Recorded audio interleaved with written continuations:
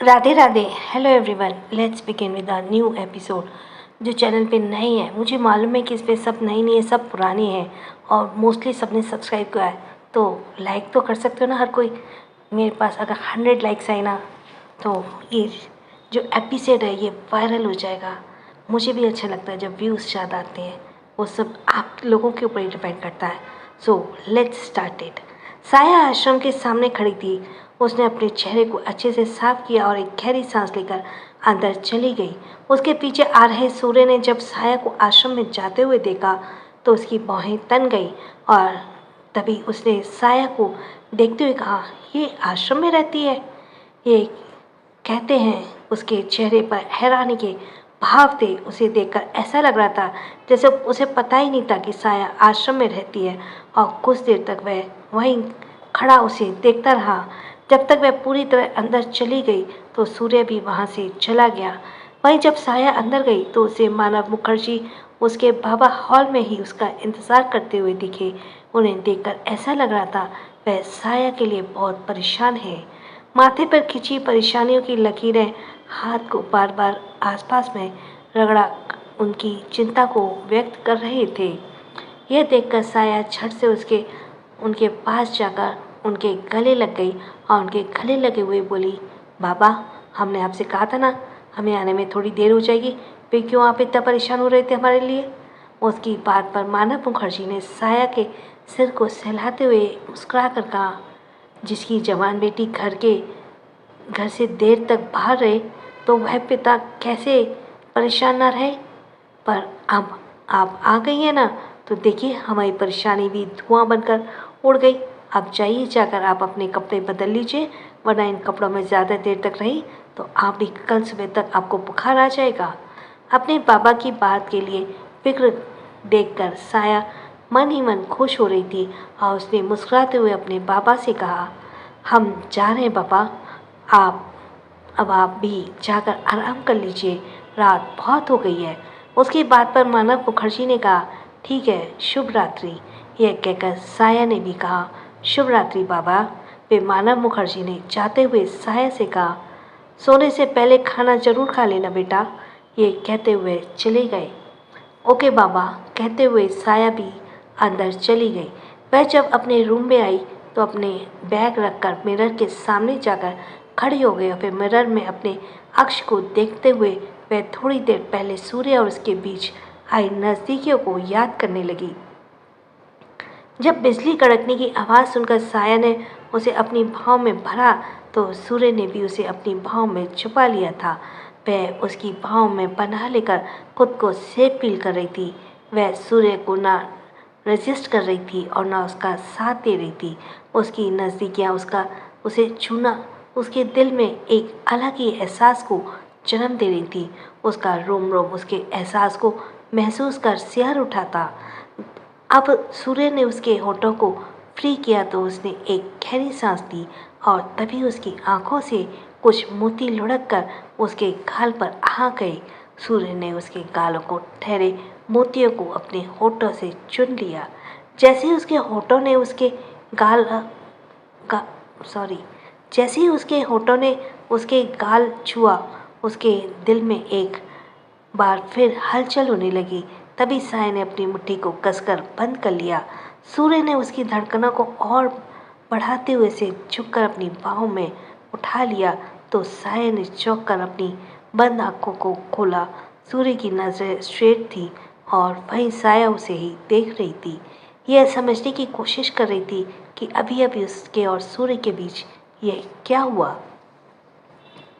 सिसकते होठों को उसने एक आह भरी। उसे अभी भी अपने होठों पर सूर्य के होठों की घबराहट महसूस हो रही थी। सूर्य ने गाड़ी का दरवाज़ा खोला और उसे गाड़ी में बिठाया और खुद दूसरी तरफ से जाकर बैठ गया। जब वह उसके ऊपर झुककर उसकी सीट बेल्ट लगा रहा था तो एक बार फिर दोनों की सांसें एक दूसरे की सांसों में घुली थी, जो उसे एक बार फिर बेचैन कर रही थी। साया इन्हीं सब बातों को याद कर रही थी और रो रही थी। उसका एक हाथ से अपना सिर पकड़ लिया और रोते हुए खुद से कहा, ये हमने क्यों होने दिया? हमने उन्हें रोका क्यों नहीं? वे हमारे इतने करीब कैसे आ सकते हैं? वे हमें छू कैसे सकते हैं? आज तक हमने किसी को खुद से इतने करीब नहीं आने दिया, फिर क्या हम उन्हें नहीं रोक पाए? उनके करीब आने से हम क्यों सेंसलेस हो गए? ये कहते हुए रोते हुए फ्लोर पर बैठ गई और उसके हाथ से अपने होठों को छुआ तो उसे वहाँ सूर्य के छुअन का एहसास हुआ। जहाँ एक तरफ साया खुद को गिल्टी मानकर रोई जा रही थी, वहीं दूसरी तरफ सूर्य अपनी कार की एक रूफ पर लेटा हुआ था। उसकी कार सड़क के किनारे खड़ी थी। बारिश की बूंदें उसके शरीर के हर हिस्से को भिगो रही थी। उसकी आंखें बंद थीं और उसकी बंद आंखों के सामने साया का चेहरा था। साया की तरह वह भी उन पलों को याद कर रहा था, पर उसके होठ खामोश थे। उसके चेहरे से कहीं से भी नहीं लग रहा था कि उसे किसी बात की कोई गिल्ट हो। ऐसे ही दोनों ने पूरी रात सोचते हुए निकाल दी। सुबह हुई और साया रेडी होकर अपने रूम से निकली। सभी बच्चे नाश्ता कर रहे थे। उन्हें सबने ग्रीट किया और उन्होंने भी साया को ग्रीट किया। सभी वहाँ अपने पापा से मिलकर बाहर आ गई। गार्डन में चलते हुए उसकी साची का कॉल किया। कॉल साची रिसीव होते ही उसने कॉल पे कहा, सांची ब्रोकर के घर का एड्रेस दिया क्या? उसकी बात पर सांची ने कहा, हाँ दिया है, कल रात उसने मेरी बात हुई थी। साया यार सॉरी, मुझे आज ऑफिस जल्दी जाना है, तो क्या तू ब्रोकर के साथ अकेली घर देखने चली जाएगी? यह सुनकर साया ने कहा, हाँ हम चले जाएंगे, तुम ऑफिस जाओ और हमें एड्रेस सेंड कर दो, हम ब्रोकर से वहीं मिल लेंगे। उसकी बात पर सांची ने ओके कहा और कॉल कट कर दिया। साया ने फ़ोन पर एड्रेस आया और वह ऑटो लेकर उस एड्रेस पर चली गई। वहीं उधर एसएसआर कॉरपोरेशन में सूर्य आज जल्दी ही ऑफिस आ गया था। उसके साथ रक्ष, यक्ष और संभव भी ऑफिस आए थे। तीनों उसके कैबिन में भी थे और सूर्य यक्ष पर गुस्सा हो रहा था। तूने मुझे बताया क्यों नहीं? साया अनाथ आश्रम में रहती है। उसकी बात पर यश ने उसे देखते हुए कहा, अबे यार मैंने तो तुझे पूरी की पूरी फाइल ही थमा दी थी, पर तुझे तो उससे बदला लेने था। इतनी जल्दी थी कि तूने उसकी सारी इन्फॉर्मेशन ही नहीं पढ़ी। यश की बात सुनकर सूर्य शांत हो गया। तभी संभव ने कहा, तूने कल रात माफ़ी मांग तो ली ना उससे, वे क्यों इतना परेशान हो रहा है? सूर्य एकटक शून्य में देख रहा था।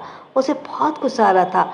उस पर कंफ्यूज था। उसे समझ नहीं आ रहा था उसे गुस्सा किस बात पर आ रहा है। तभी उसने संभव की बात को जवाब दे चुका, मैंने उसे माफ़ी मांगी पर उसने कुछ नहीं कहा। मुझे नहीं पता कि उसने मुझे माफ़ किया भी है या नहीं। यह सुनकर रक्ष ने कहा, ठीक है, अभी जब वो ऑफिस आएगी तो उसे खुद ही पूछ लेना उसने तुझे माफ़ किया या नहीं। उसकी बात सुनकर सूर्य अपने रिस्ट वॉच में टाइम देखने लगा। फिर टाइम देखते हुए उसने खुद से कहा, साया के ऑफिस आने का टाइम तो हो गया है, पर यह लड़की अभी तक आई क्यों नहीं?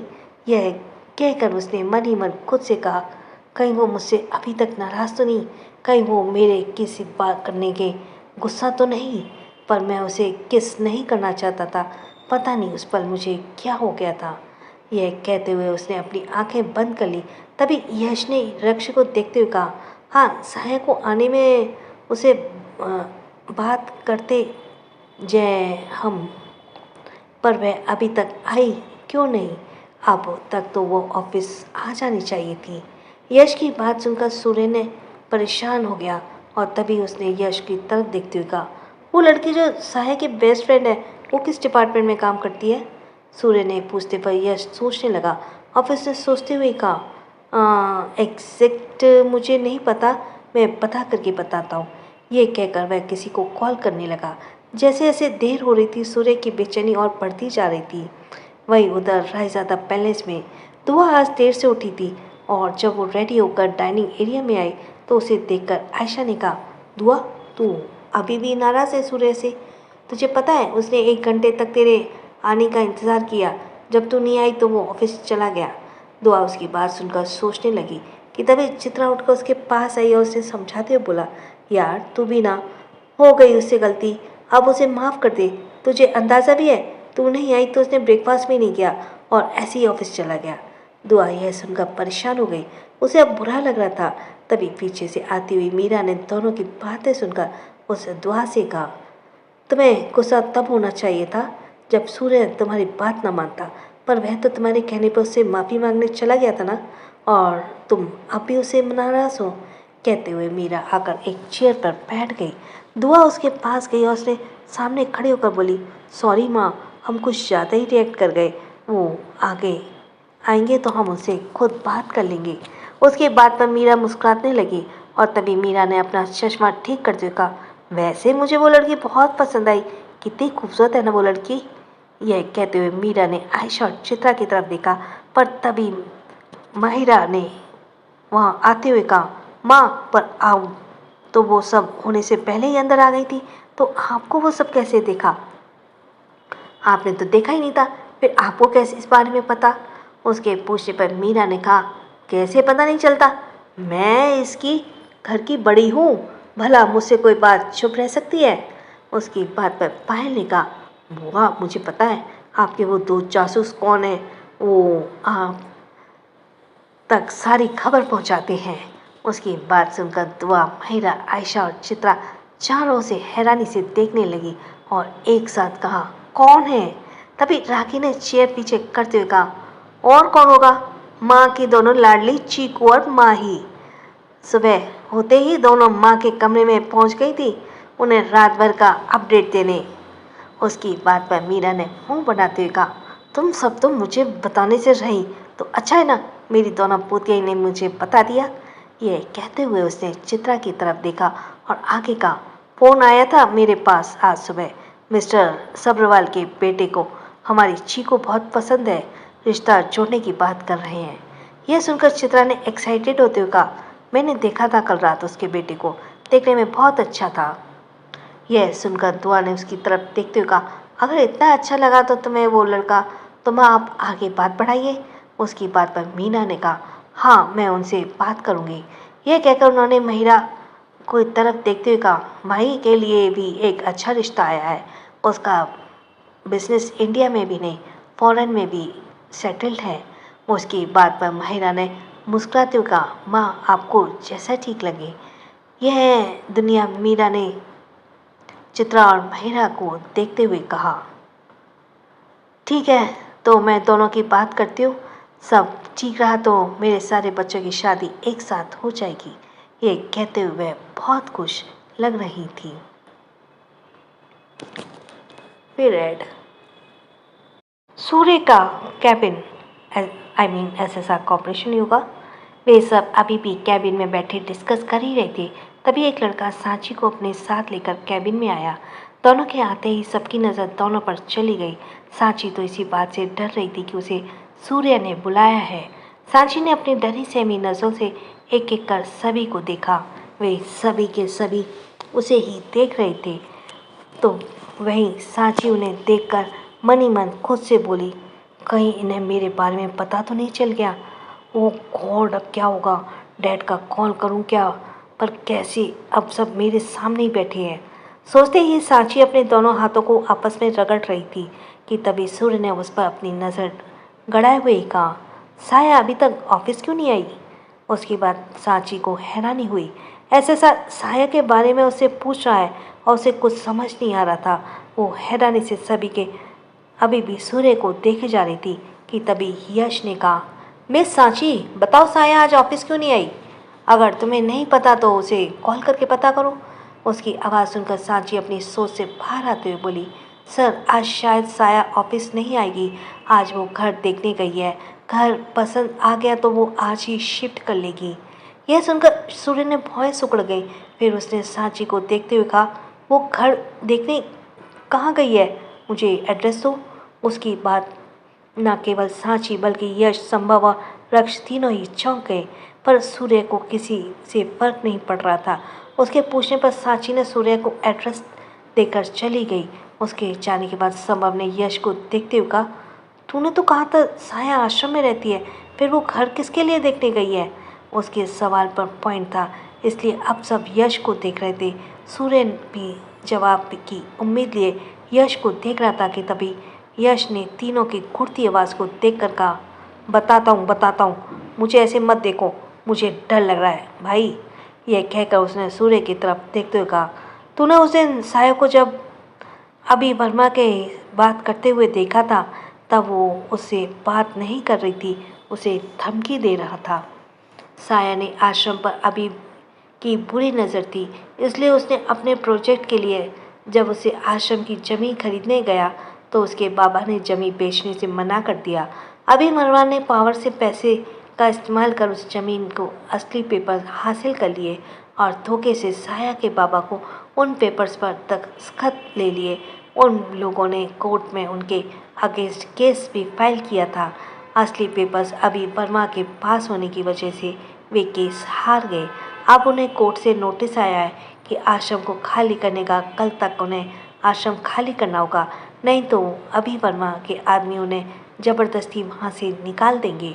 उसकी बात सुनकर सूर्य गुस्से से भर गया। उसने अपनी मुट्ठी को कसकर बंद किया और गुस्से से कहा, तूने मुझे ये सब पहले क्यों नहीं बताया? यह सुनकर यश ने कहा, कल तू कुछ सुनने को तैयार कहाँ था? साया तुझे कल ही सब बताने वाली थी, पर तूने उसकी एक नहीं सुनी। तेरे जाने के बाद उसने ये सब मुझे बताया। मैं तुझे कल ही उसे बताने वाला था, कल पार्टी की वजह से कुछ नहीं बता पाया। उसकी पूरी बात सुनकर रक्ष ने कहा, ये अभी वर्मा बड़ा कमीना है, बिल्कुल अपने बाप पर गया है। यही अच्छा मौका है सूर्य साया की हेल्प करके तू न केवल उसे हरा देगा बल्कि अपने साथ हुए धोखे का भी बदला लेगा। तभी संभव ने कुछ सोचते हुए अचानक से बीच में कहा, और उस आदमी का क्या हुआ जिसने कल सूर्य के कैबिन में पेपर चोरी किए थे और प्रेजेंटेशन अभी वर्मा को बेची थी? उसके पूछने पर यश ने कहा, वह कल से ऑफिस नहीं आया, वो पक्का उसके ही गया होगा। सूर्य इतना देर से सबकी बातें खामोशी से सुन रहा था कि तभी उसने उठते हुए कहा, मुझे आश्रम के केस में पूरी डिटेल्स चाहिए, और हाँ, आज शाम तक एक लॉयर को हायर करो जो साया की तरफ से इस केस को लड़ेगा। यह कहते हुए केबिन से निकल गया। वे तीनों उसे जाते हुए देखते रह गए। तीनों ने एक दूसरे को देखते हुए कहा, ये कुछ ज़्यादा इंटरेस्ट नहीं ले रहा है। तभी तीनों की बात पर यश ने स्माइल करते बोला, I think he is interested in her. उसकी बात पर रक्ष और संभव ने एक साथ कहा, आर यू श्योर? उसके पूछने पर यश ने मुस्कुराते फिर से कहा, I am damn sure, very sure. तभी संभव का फ़ोन रिंग हुआ और उसने देखा पायल उसे कॉल कर रही है। वह कॉल रिसीव करते हुए साइड में चला गया। कॉल पर पायल से कहा, यस माँ। तभी दूसरी तरफ से पायल ने कहा, घर आ जाओ, कुछ ज़रूरी काम है। उसकी बात पर संभव ने कहा, काम? कौन सा काम है माँ? उसके पूछने पर पायल ने उसे चीकू और माही के रिश्ते के बारे में बता दिया। तो वह सुनकर संभव चौंक गया और उसने रक्ष की तरफ देखा जो यश से बातें कर रहा था। उसने ओके कहा और कॉल कट कर दिया। फिर दोनों के पास आकर उसने दोनों को देखते हुए कहा, मुझे घर जाना होगा, माँ का फ़ोन आया है। उसकी बात सुनकर रक्ष ने कहा, पर क्यों?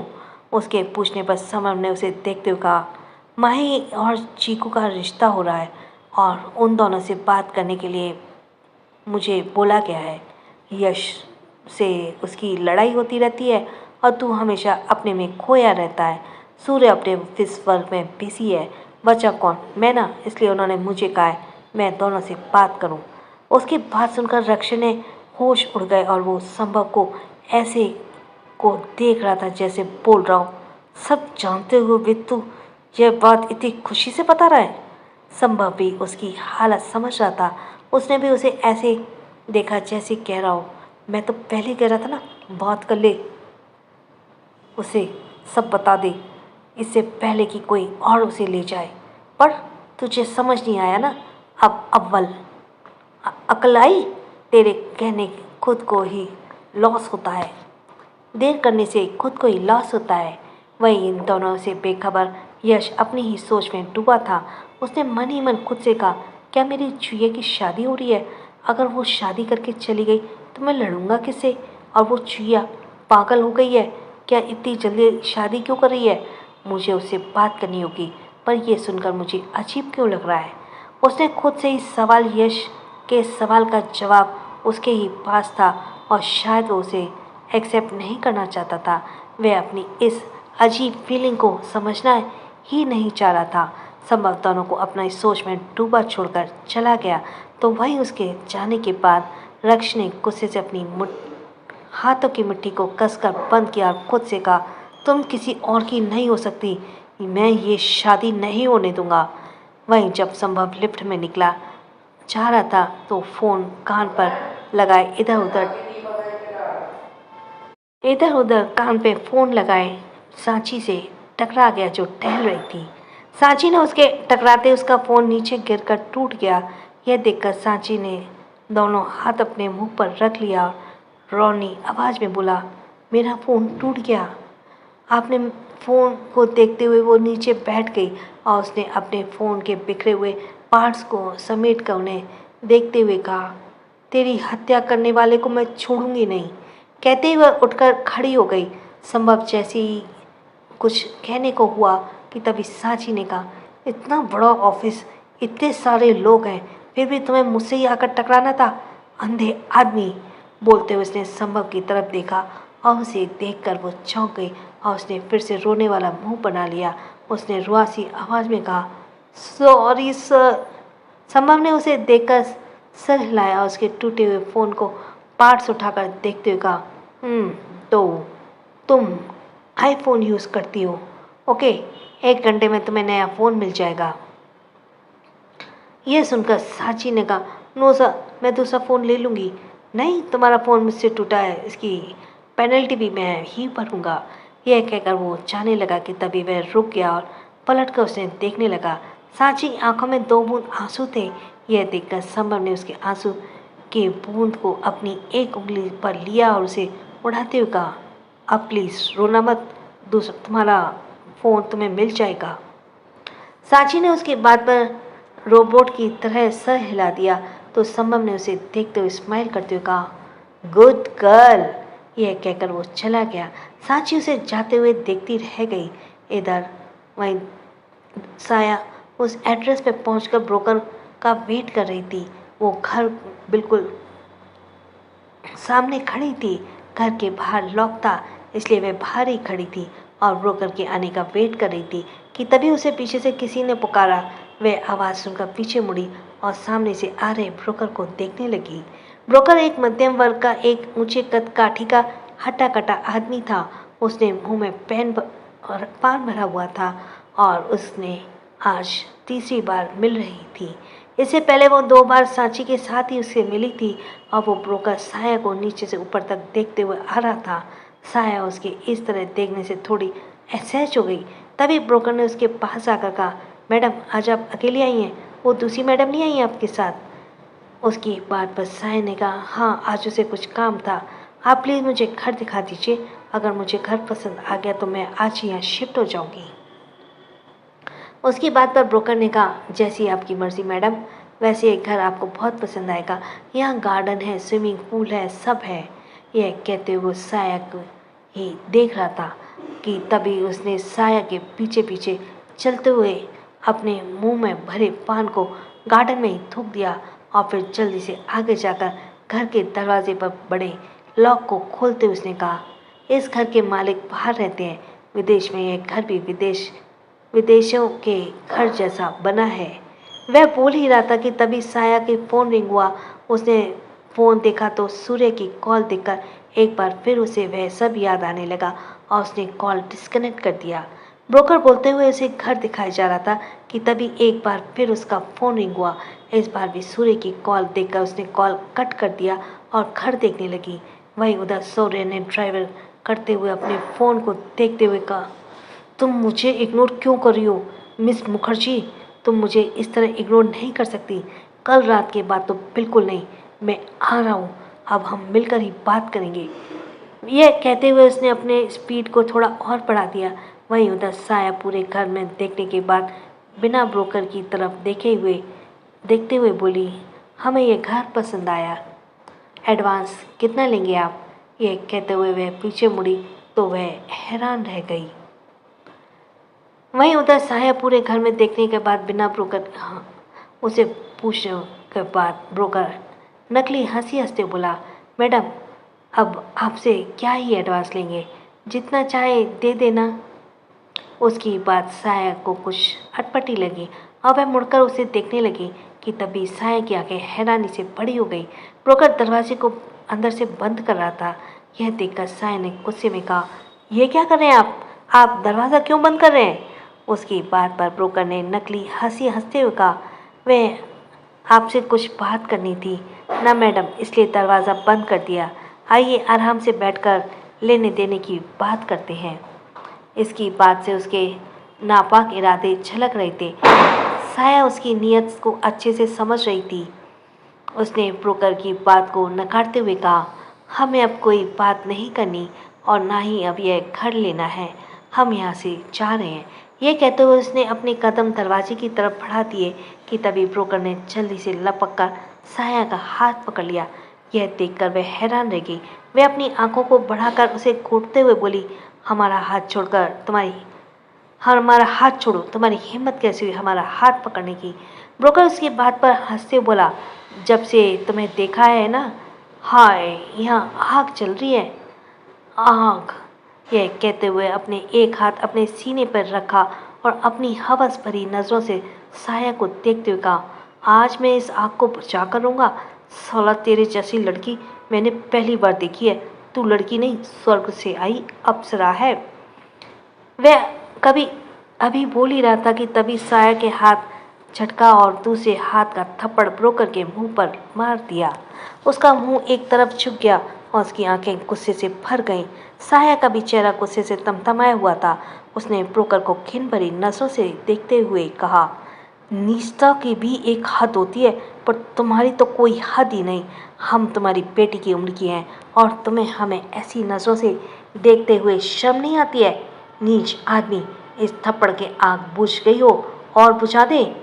यह कहते हुए वह उसे घूर रही थी, पर ब्रोकर पर उसकी बात पर कोई असर नहीं हुआ और साया को गुस्से में देखता और दांत पीसते हुए कहा, मैं तो तेरे साथ थोड़े मज़े करना चाहता था और अब इसके बदले ये घर भी तुझे फ्री में दे देता, पर नहीं, तुझे तो झांसी की रानी बनना था। अब देख मैं तेरे साथ क्या करता हूँ। उसकी बात साया को और गुस्सा दिला दिया और उसने गुस्से में कहा, तुम नहीं मानोगे ना, हम अभी पुलिस को फ़ोन करते हैं, अब वही तुम्हारे अंदर चल रही आग को बुझाएगी। ये कहते उसने अपना फ़ोन निकाला और नंबर डायल करने लगी, पर तभी ब्रोकर ने उसे धक्का दे दिया और उसके हाथ से फ़ोन नीचे गिर गया। फ़ोन नीचे गिरते ही करंट नंबर डायल हो गया। उधर साया का कॉल देखकर सूर्य के होठों पर स्माइल आ गई। उसने जल्दी से कॉल पिक कर कॉल पर कहा, हेलो साया। वह बोल ही रहा था कि दूसरी तरफ से कोई आवाज़ नहीं आ रही थी कि तभी अचानक से कुछ टूटने की आवाज़ आई। वो सूर्य यह सुनकर चौंक गया। उसकी बाहें तन गई और उसने खुद से कहा, ये आवाज़ कैसी है साया? कैसी साया, कहाँ हो? तभी फ़ोन में से आवाज़ आई, नीच आदमी, हम तुम्हें छोड़ेंगे नहीं। तुम्हारी हिम्मत कैसे हुई हमें फिर से छूने की? यह सुनकर सूर्य का चेहरा गुस्से से तन गया। उसे समझने में देर नहीं लगी, साया किसी मुसीबत में है।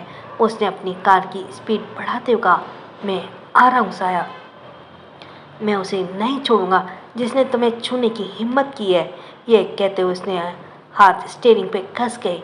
वहीं उधर ब्रोकर के धमका देने पर साया हॉल में पड़े काउच पर गिर गई और गिरने की आवाज़ से उसके हाथ में लग गई थी।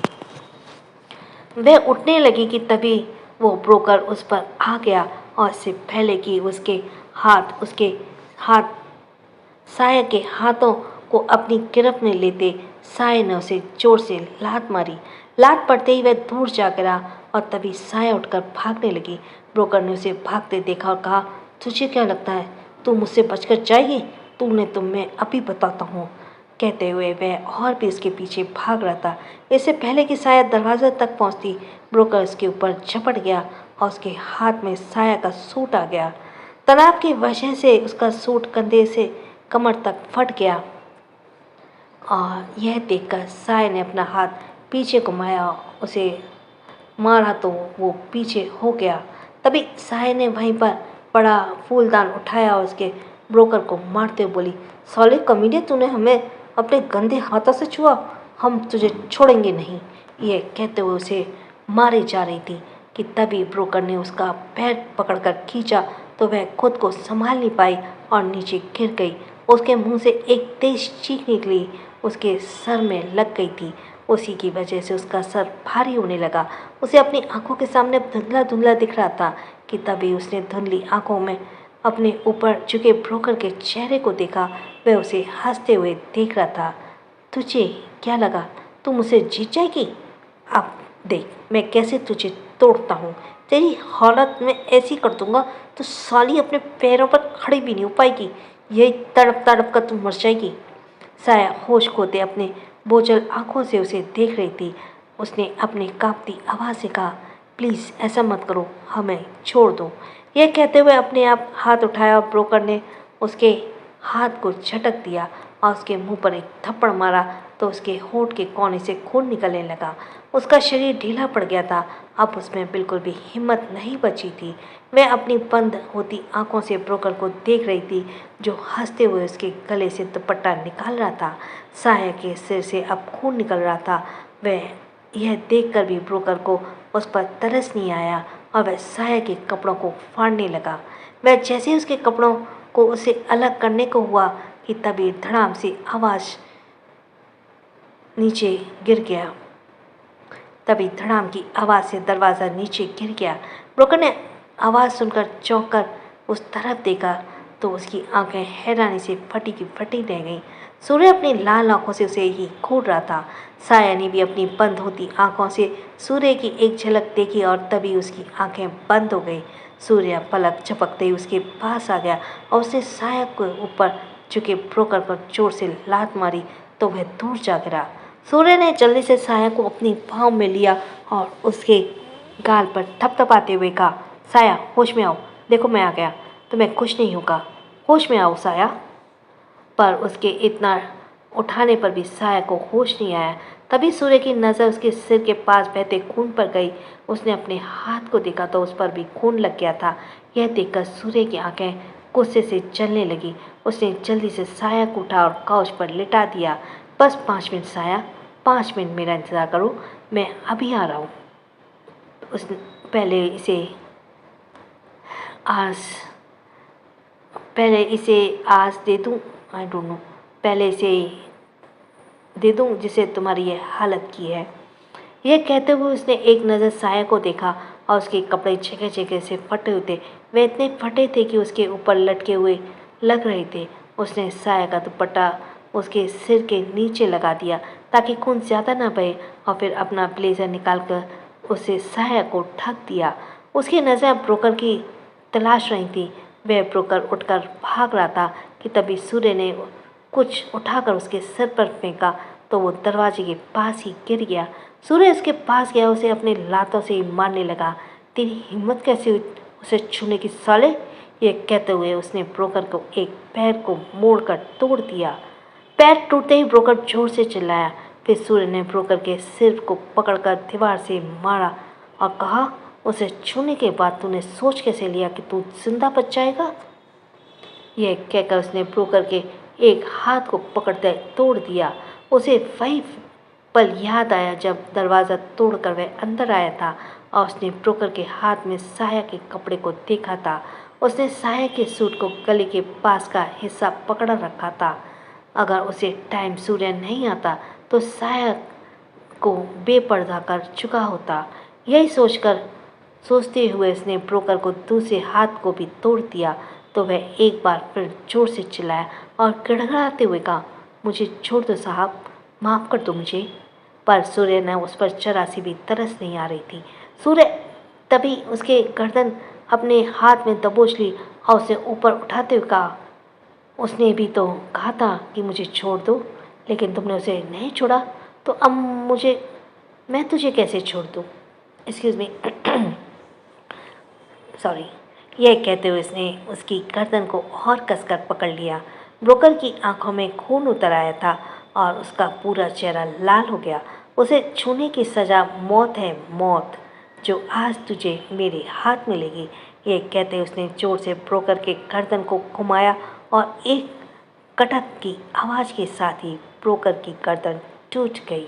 उसकी गर्दन टूटते ही सूर्य ने उसे छोड़ दिया और भागकर साया के पास उसने जल्दी से अपनी पाँव में उसे उठाया और उसे गाड़ी के फ्रंट सीट पर बिठा दिया।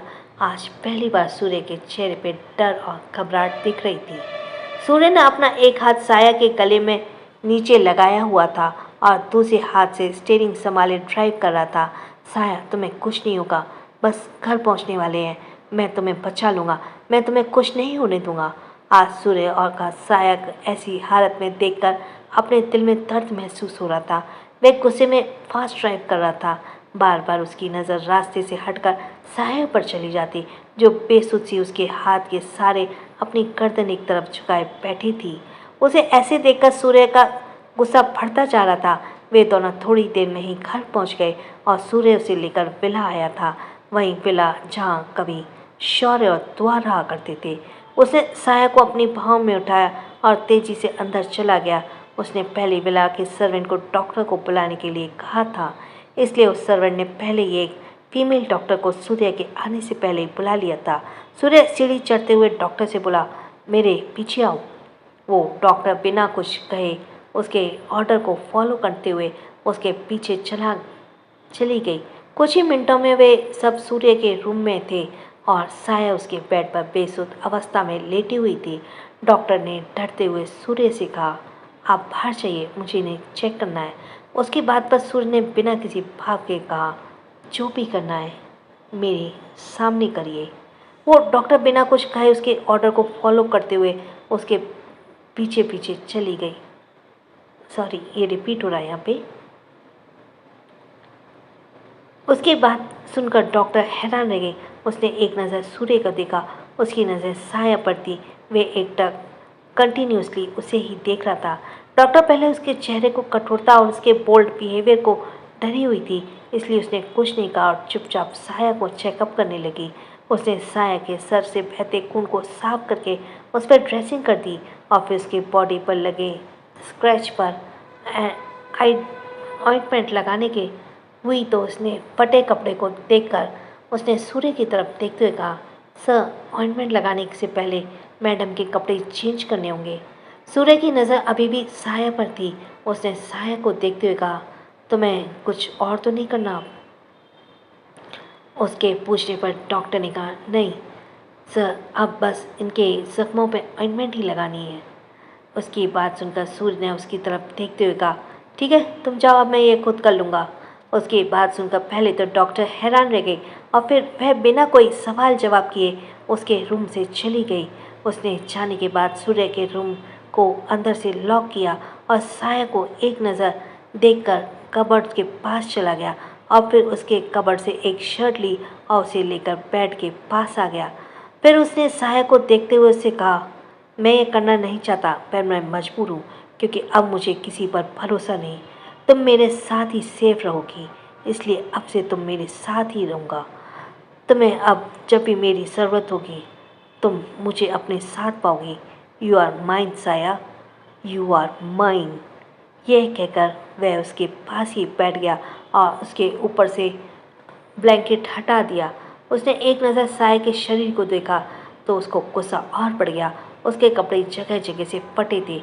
यह देखकर सूर्य ने गुस्से से अपनी मुट्ठी को कसकर बांध लिया। फिर उसने कमरे की सारी लाइट्स बुझा दी और वापस से साया के पास आकर बैठ गया। लाइट बंद करने के बाद भी कमरे में हल्की रोशनी थी, क्योंकि शाम की ढलती और अभी रात होने के समय था। फिर उसने साया को देखते हुए, डोंट वरी, मैं तुम्हारी मर्जी के बिना तुम्हें नहीं देखूंगा। यह कहकर वह साया के कपड़ों को उसके शरीर से अलग करने लगा। उसकी नज़रें एकटक साया के चेहरे पर थी। उसने एक सेकंड के लिए भी अपनी नज़रों को साया के ऊपर से हटाने नहीं दिया। कुछ ही देर में साया उसकी शर्ट में थी। तभी सूर्य ने कमरे की सारी लाइट्स ऑन कर दी और सारे को अपनी शर्ट में देखकर उसके होठों पर एक हल्की सी मुस्कान आ गई। पर अगले ही पल उसके होठों की मुस्कान गायब हो गई जब उसने ऑइंटमेंट लगाते समय साया के शरीर पर जख्मों को देखा। उसे एक बार फिर उस ब्रोकर पर बहुत गुस्सा आ रहा था। अगर वह जिंदा होता तो वह उसे फिर से अपने हाथों से मारता।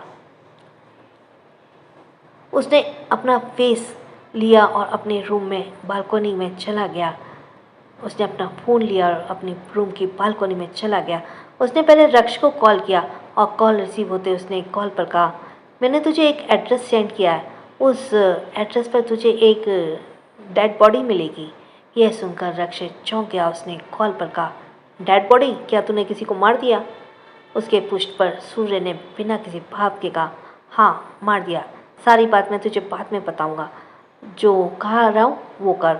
उस डेड बॉडी को ले जाकर शेर के आगे डाल दे। उसकी बात पर रक्ष फिर से चौंक गया और उसी भाव में उसने कॉल पर कहा, क्या? उस आदमी ने ऐसा क्या किया जो अब तो उसके मरने के बाद भी उसकी लाश को सजा दे रहा है? उसके पूछने पर सूर्य ने कुछ नहीं बताया और गुस्से में कहा, जितना कहा उतना कर रक्ष। यह कहकर उसने कॉल कट कर दिया। वहीं रक्ष अपने फ़ोन को देखते हुए बोला, ऐसा क्या हुआ कि वह अचानक से डेविल बन गया? उस आदमी ने ऐसा क्या कर दिया? यह कहते हुए सोच ही रहा था। वहीं उधर सूर्य ने फिर से कॉल किया तो दूसरी तरफ से संभव ने कॉल रिसीव करते हुए कॉल पर हेलो कहा।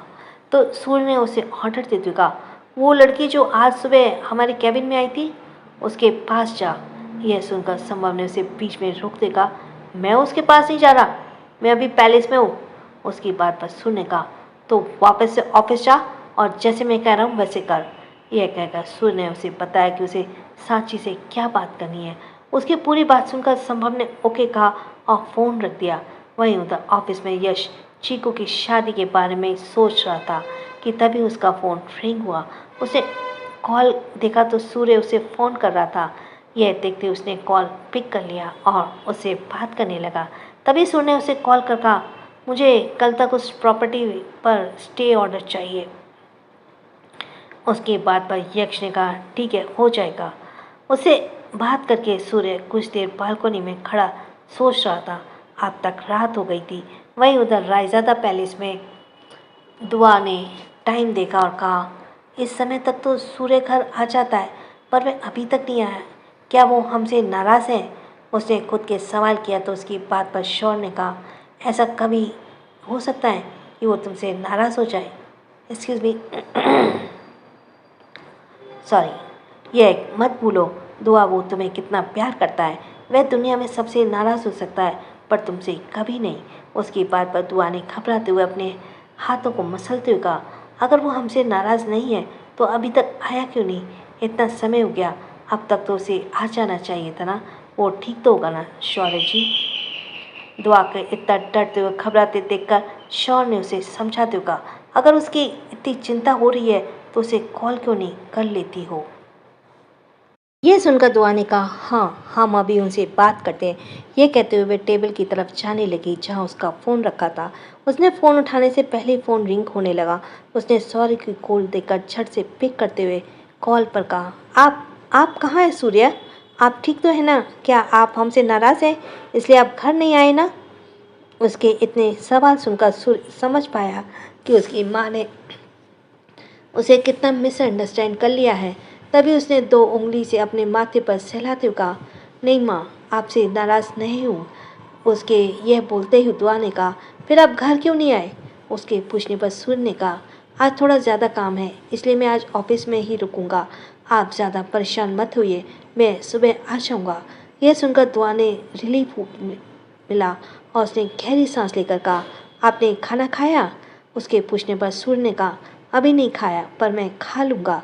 कुछ देर और बात करके उसने फ़ोन रख दिया और वापस वहीं खड़ा होकर सोचने लगा। वहीं उधर आश्रम के बाहर एक गाड़ी आकर रुकी। उस गाड़ी में सांची और संभव थी। सांची ने सीट बेल्ट निकालते हुए कहा, मुझे समझ नहीं आ रहा सर, आप मुझे झूठ बोलने के लिए क्यों कह रहे हैं? सांची की बात पर संभव ने कहा, एग्जैक्ट बात क्या है ये तो मैं भी नहीं जानता मिस सांची, पर अभी तुम्हें यह झूठ बोलना ही होगा। आज साया घर नहीं आ सकती इसलिए आपको यह झूठ बोलना होगा।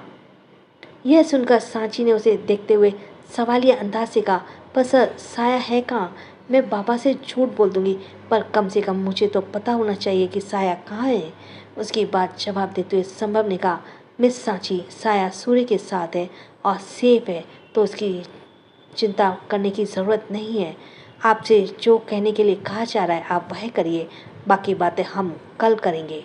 यह सुनकर सांची ने आगे कुछ नहीं कहा और कार से निकलने लगी तो तभी संभव ने उसे रोकते हुए कहा, एक मिनट सांची।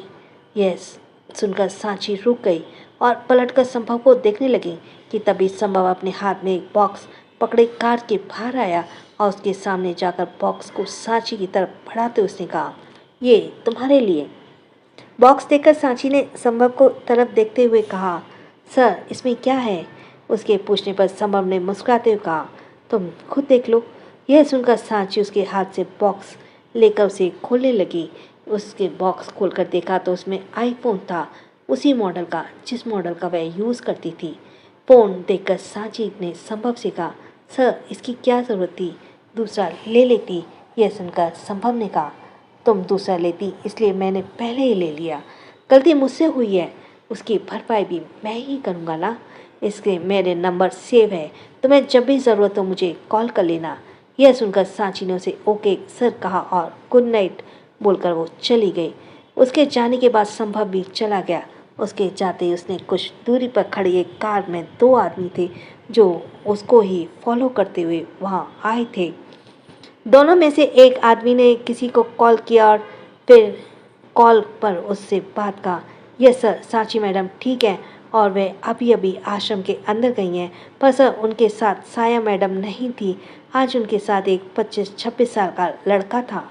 उसके बाद पर दूसरी तरफ से किसी ने कुछ कहा और उस आदमी ने कहा, ओके सर हम उसके बारे में पता करके आपको बताते हैं। उसके यह कहते ही कॉल कट हो गई और वो कॉल किसी और की नहीं सांची के डैड की थी। सांची का फ़ोन टूट जाने की वजह से वह अपने डैड से बात नहीं कर पाई थी, इसलिए उसके डैड ने अपने आदमी को भेजा था उसे देखने के लिए। वहीं उधर विला में सूर्य अब रूम में आ गया था और रात बहुत गहरा रही थी। अभी तक साया को होश नहीं आया था। उसने साया को एक नज़र देखा और अभी भी बेसुध थी। उसे देखते हुए सूर्य बेड पर आ गया और साया के नज़दीक जाकर उसके चेहरे को करीब से देखने लगा। उसके चेहरे पे बहुत कशिश थी, मासूमियत और सादगी थी और उसके चेहरे पर नजरें डेरा डाला हुआ था। सादगी ने उसके चेहरे पे डेरा डाला हुआ था।